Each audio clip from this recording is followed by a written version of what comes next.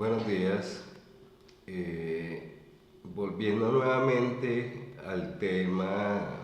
de dolor y cáncer, hoy es la tercera entrega. Yo esperaría que surgieran algunas otras más, porque realmente este es un tema del que hay mucha tela por cortar. Lo que les voy a mencionar hoy es producto de un artículo que salió publicado en Seminars in Oncology en 2019, en el que pues, se dan una serie de estadísticas. Lamentablemente, pues la mayoría o casi todas estas estadísticas pues son de Estados Unidos y no son estadísticas propias. Parte de eso hablaba acerca de que el dolor es quizás el síntoma más frecuente en las personas con cáncer y raramente pues es un síntoma que se presenta de manera aislada o se presenta de manera solitaria. Casi siempre se acompaña de otra cantidad de síntomas como la fatiga, como la debilidad, como la depresión, síntomas todos ellos que van a afectar de manera directa la calidad de vida de las personas. La mayoría de estos síntomas, por no decir todos ellos, pues van a afectar esferas que incluyen la esfera la esfera física, la esfera psicosocial,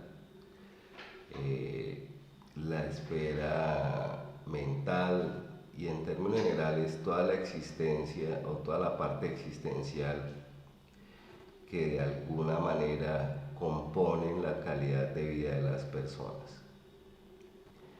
En ese aspecto, pues quería recordarles que la calidad de vida pues es un aspecto que involucra exclusivamente a la persona que está afectada en este momento y que pues involucra el estado afectivo, el estado cognitivo y todas las actividades diarias de la persona. Y por eso son síntomas que tienen un impacto tan grande en todo lo que tiene que ver con los aspectos diarios de la vida de las personas.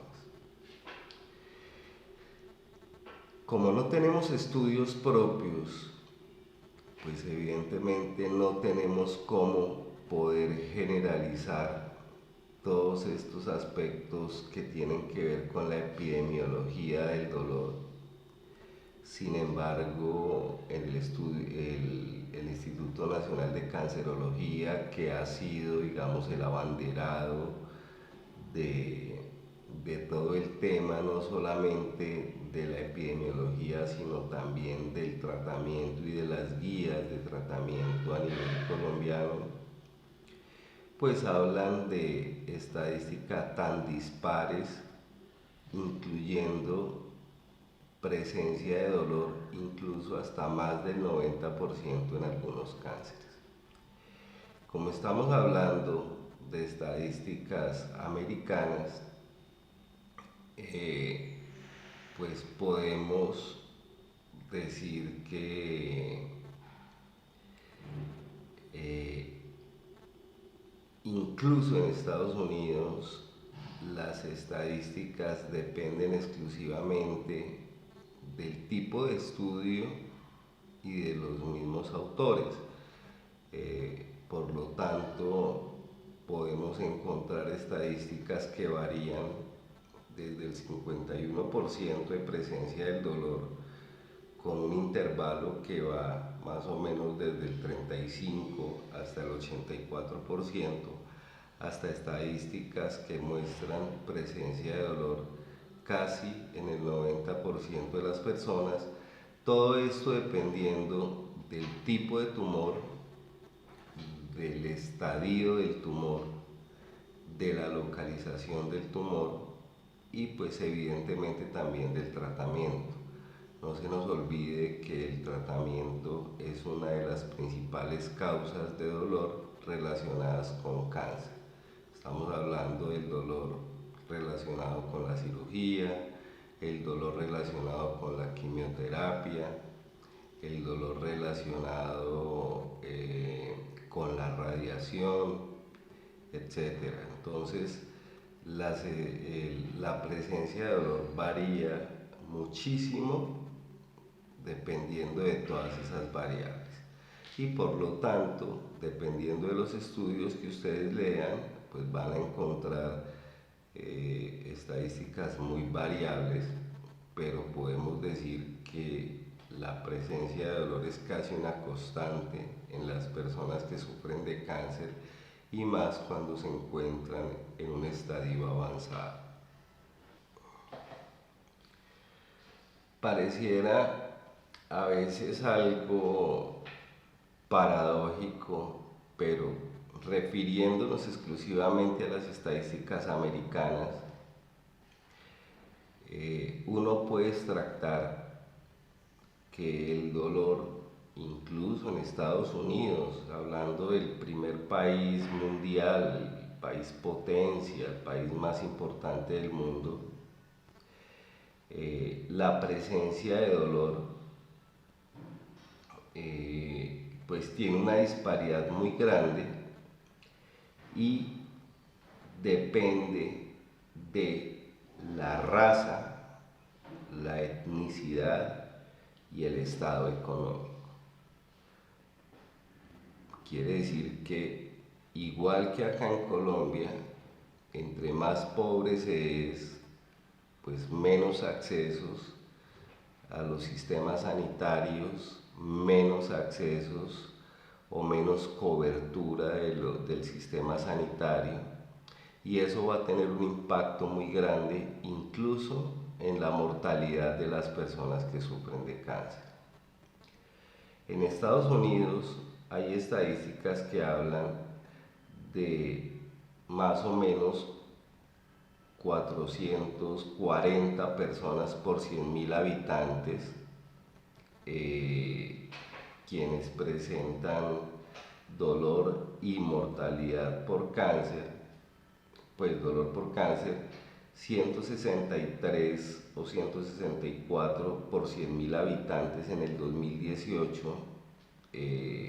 tenían una mortalidad relacionada, lo que equivale más o menos a unos 600, más de 600.000 personas. La incidencia de cáncer a lo largo de la vida en Estados Unidos se estimaba casi en un 40%, o sea, es una cantidad que en medicina es alarmante porque es una enfermedad que se convierte en un problema no solamente social, sino casi en una pandemia, porque estamos hablando de que cada 10 personas, 6 van a tener cáncer a lo largo de su vida. Aunque han mejorado, digamos, las estadísticas en relación a la presencia de nuevos medicamentos, todavía sigue siendo una cantidad muy alta de personas que sufren de cáncer y que van a morir por cáncer a lo largo de su vida. En el 2016 se estimaba que más o menos 15 millones o 15.5 millones de personas iban a morir por diagnósticos de cáncer, situación que iba a mejorar cuando se hacía la relación al 2030, y me disculpo porque pues realmente ahí hablaban era de supervivencia, ¿sí? 15 millones de personas iban a ser sobrevivientes del cáncer una cifra que iba a aumentar cuando se hacía el estimativo hacia el 2030. Había una tasa de supervivencia mayor, casi del 20%, de 20 millones de personas, y a los 5 años la supervivencia de cáncer, hablando nuevamente en Estados Unidos, era del 67%. Una cifra que es realmente muy alta cuando hablamos de una enfermedad que por lo menos aquí en Colombia tiene una tasa de supervivencia muy baja relacionada con la presencia de diagnósticos tardíos y de ausencia de tratamiento. No voy a hablar específicamente de EPS, pero una de las EPS que tuvo que ser cerrada, que fue quizás la más grande de Colombia, en algún momento de su existencia, quizás finalizando su tiempo de utilidad, porque poco después fue cerrada porque no era insolvente. Hubo temporadas en las que no existía ningún tipo de tratamiento disponible para el cáncer, o sea, no había ningún tratamiento en ese momento disponible, no había ningún medicamento para la quimioterapia, por lo tanto todos los pacientes que tenían cáncer estaban destinados a morirse porque no había tratamiento disponible en ese momento, producto de la ausencia o de la descapitalización tan grande que tenía esa EPS a ese nivel. Las teorías actuales, digamos que ponen en entredicho las teorías huésped, tipo de cáncer y respuesta inmunológica, y se han venido reemplazados por unas teorías mucho más novedosas, como incluso teorías tan antiguas como la de Rodman desde 1976. Cuando hablamos del diagnóstico y de la oportunidad, lo mismo que sucede aquí en Colombia sucede en Estados Unidos, evidentemente a un nivel muchísimo menor. La capacidad de poder controlar el cáncer depende de las dificultades financieras de la persona, del seguro médico, porque la gran mayoría de seguros médicos no cubren la totalidad de los servicios oncológicos, del aislamiento geográfico y pues evidentemente de las preferencias de algunas de los grupos raciales que existen allá en Estados Unidos. Más para que se pueda entender un poco, lo voy a decir muy rápidamente, aunque pues esto es mucho más complejo de lo que les voy a decir, pero el dolor por cáncer pues se divide similar a cualquier otro dolor. Es un dolor que el dolor se puede dividir en dolor agudo, en aquel dolor que se presenta entre 3 y 6 meses, el dolor crónico, el que se presenta por encima de 6 meses, se puede dividir en dolor nociceptivo, ya les voy a explicar en qué consiste, dolor neuropático y dolor mixto. Casi nunca el dolor por cáncer es un dolor que tiene una presencia pura, casi siempre es un dolor mixto. Entonces, cuando hablamos de dolor nociceptivo, estamos involucrando unos receptores que se llaman nociceptores, que están localizados a nivel superficial y que tienen una función no solamente anterógrada, sino también retrógrada. Retrógrada en el sentido que lleva la información sensitiva dolorosa desde el lugar donde se produce el dolor hasta la médula espinal y de ahí hasta la corteza somatosensorial en donde va a ser interpretada. El dolor puede ser dividido en dolor somático cuando se produce en el hueso, en los ligamentos, en los cartílagos, bueno, en la cápsula articular, etc. O dolor visceral, también nociceptivo, cuando involucra estructuras viscerales.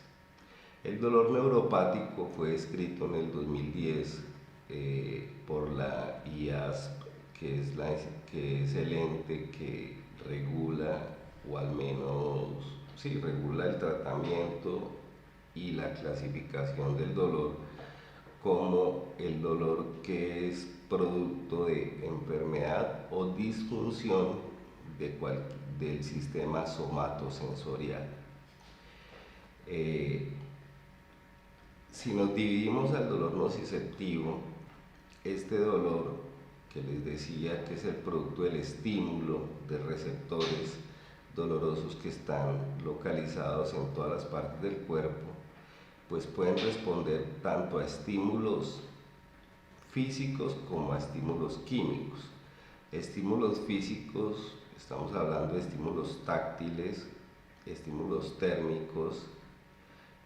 y estímulos químicos como los que ocurren cuando hay cualquier proceso inflamatorio. Y el dolor visceral, pues evidentemente también tiene esa misma forma de producirse, ¿sí? Simplemente que el lugar en donde se produce pues son las vísceras, que pueden ser el intestino, puede ser el hígado, puede ser incluso la pleura, que es la tela que cubre los pulmones, bueno, en fin, cualquier víscera puede producir dolor y es un dolor que se considera somático y a su vez se clasifica en visceral. Según los estímulos, pues se va a producir el dolor y ese nociceptor lo que va a hacer es convertir ese estímulo en una corriente eléctrica que es la que finalmente va a viajar a través de un proceso que se llama transmisión hasta la médula espinal, donde normalmente hay una clasificación y permite el paso de algunas señales dolorosas, pero cuando llevamos mucho tiempo con dolor, se puede decir que permite el paso de todos los estímulos dolorosos, y es por eso que es tan importante que nosotros tratemos el dolor de manera oportuna. Y esa es una de las razones por las cuales se recomienda que una vez la persona sea diagnosticada con cáncer, pues sea enviada tempranamente a cuidados paliativos para que esto no suceda y no estemos el día de mañana tratando el dolor como una enfermedad casi aparte del mismo origen, o sea, en este caso el cáncer. Puede a su vez el nociceptor o el receptor tener funciones no solamente retrógradas, o sea, enviar la señal hacia el sistema somatosensorial, sino también a nivel local. Imagínense cuando ustedes tienen un trauma, que la extremidad o la zona que se traumatizan se edematiza, y ese edema es, digamos, una señal protectora del cuerpo para evitar que esa zona se siga lesionando, y por eso cada vez que ustedes apoyan la pierna que ha sido golpeada o el tobillo o el pie, pues van a tener un dolor mayor, y por eso van a evitar el apoyo completo de esa extremidad, porque el dolor primario es un dolor de índole defensivo. Hay unas vías de transmisión que son rápidas, que permiten un dolor mucho más preciso, mucho más localizado, que permiten un dolor mucho más fácil de definir por parte de los pacientes, y existen unas vías más lentas que no tienen mielina, pero que para efectos prácticos, para las personas que lo están viendo, pues es una vía más lenta en la cual el dolor es difícil de definir, es un dolor mal localizado, es un dolor que las personas no pueden ni siquiera localizar fácilmente porque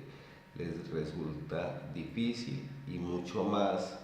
cuando uno les pregunta a qué se les parece el dolor, pues termina siendo muy difícil para ellos poder responder esa pregunta porque es un dolor difícil de describir. Por último, cuando el dolor llega a la médula espinal y allí se clasifican los estímulos eléctricos que viajan, van a llegar hasta el cerebro, en donde van a ser interpretados, y allí se necesita de tres sistemas importantes. Un sistema es el sistema discriminatorio, que tiene que ver con la corteza somatosensorial, que está localizada en la región de la corteza, a nivel más o menos de la zona media. Un componente motivacional que le da ese aspecto desagradable a la presencia de dolor, y un componente cognitivo que nos permite a nosotros, a diferencia de los animales, pues tener conductas evitativas hacia el dolor en un futuro. Por ejemplo, si una persona se quema con el fuego de la estufa, el día de mañana no va a volver a meter la mano porque sabe que se va a quemar. Entonces va a haber unas conductas aprendidas que van a hacer que la persona tenga una presencia, un conocimiento acerca del dolor, y van a evitar que el día de mañana eso vuelva y se presente nuevamente. De conocer la fisiología del dolor, pues obvio nos permite a nosotros evaluar no solamente la etiología, sino la causa, y por lo tanto nos permite dar un pronóstico y nos permite dar un tratamiento. Si eso no ocurre, es difícil que nosotros podamos dar una ayuda como tal, porque dependemos exclusivamente de lo que nos comente la persona. Muchas veces llega la familia a hablarnos del dolor del paciente, pero realmente la única persona que puede orientarnos fidedignamente acerca del tipo de dolor y cómo tratarlo es el mismo paciente. Entonces, es importante para nosotros contar siempre con una historia clínica muy bien desarrollada y poder, dentro de nuestro armamentario, incluir algo que en la actualidad se llama analgesia multimodal, y es utilizar varias formas de tratamiento para evitar la mayor cantidad de medicamentos o las dosis más altas que nos van a generar también eventos adversos que pueden ser molestos o incluso más molestos que el mismo dolor que pueda sentir el paciente. Y por último, pues quería hacer una mención muy rápida del dolor neuropático, que como les decía es un dolor que es el producto de la mala función o la enfermedad del sistema somatosensorial. Es un dolor que depende exclusivamente del daño o la lesión del nervio, y uno de los ejemplos más importantes es el daño que ocurre en los nervios por la diabetes, que es la primera causa de amputación en el mundo. También es quizás el dolor que se presenta con mayor frecuencia por la utilización de algunos medicamentos de quimioterapia. Afecta la actividad de las personas de una manera casi completa. Está presente en más del 40% de las personas, y en algunas ocasiones no depende solo del tratamiento de la quimioterapia, sino de la radioterapia o de la invasión que ocurre del tumor sobre el nervio, o por la presencia de algunas sustancias, como ocurre con los dolores que se denominan paraneoplásicos. Y ese dolor podemos clasificarlo dependiendo de la complejidad del nervio. Podemos clasificarlo en dolor neuropático, cuando compromete los nervios periféricos; radicular, cuando compromete los nervios que salen desde la columna; o la plexopatía, cuando compromete la estructura que compone todos los nervios que van hacia una extremidad. Por ejemplo, en el brazo está el plexo braquial, en el que hay una gran cantidad de nervios que pueden ser afectados y generar un dolor de difícil control y de difícil localización, porque afecta todas las vías de señalización e incluso nervios que tienen funciones no solamente sensitivas, sino también motoras. Entonces, en conclusión, el síndrome de dolor por cáncer es una de las enfermedades más comunes que ocurren en las personas que sufren por cáncer. Es importante que tengamos siempre un equipo multidimensional que tenga la capacidad y los conocimientos para poder ofrecer el tratamiento oportuno, pero sobre todo es importante que las personas consulten de manera temprana, porque esa es la única manera de poder no evitarlo, pero sí poder tratarlo tempranamente y evitar que ese dolor, como les decía, se convierta en una enfermedad independiente del mismo cáncer o de cualquier otra enfermedad causal de dolor, por fenómenos que ya son mucho más complejos de explicar, pero que si no lo tratamos de manera oportuna va a convertirse en una enfermedad. Como les decía, esto es sumamente complejo.